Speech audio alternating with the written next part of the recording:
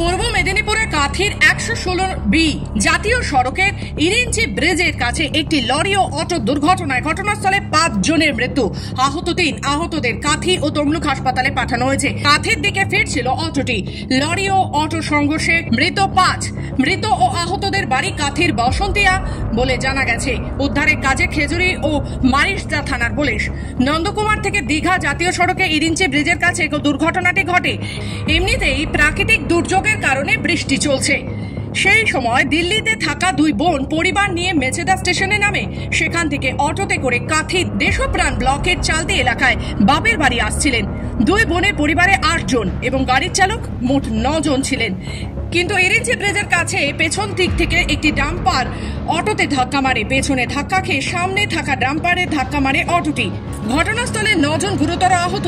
হেরিয়া থানার পুলিশ আহতদের উদ্ধার করে কাঁথি মহকুমা হাসপাতালে পাঠায়। চিকিৎসক 3 মহিলা ও 2 পুরুষকে মৃত বলে ঘোষণা করে। এই ঘটনা এলাকায় নেমে এসেছে শোকের ছায়া।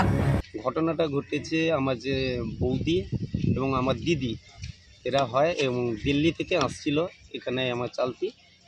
আসার পথে ইরিঞ্চি পুলের কাছে একটা বিশাল মর্মান্তিক ঘটনা ঘটে। এই ঘটনাতে সবই শেষ। আর আমরা কি বলবো, কিছু এখন বাড়ির ফ্যামিলিতে হয়েছে, কিছু বলার মতো আমাদের একই ফ্যামিলিতে কতজন? একই ফ্যামিলিতে এখন বর্তমান তো 3 জন, আরও তো আইসিইউতে আছে 2 জন। এইগুলো নিয়ে কতজন ছিল? 8 জন।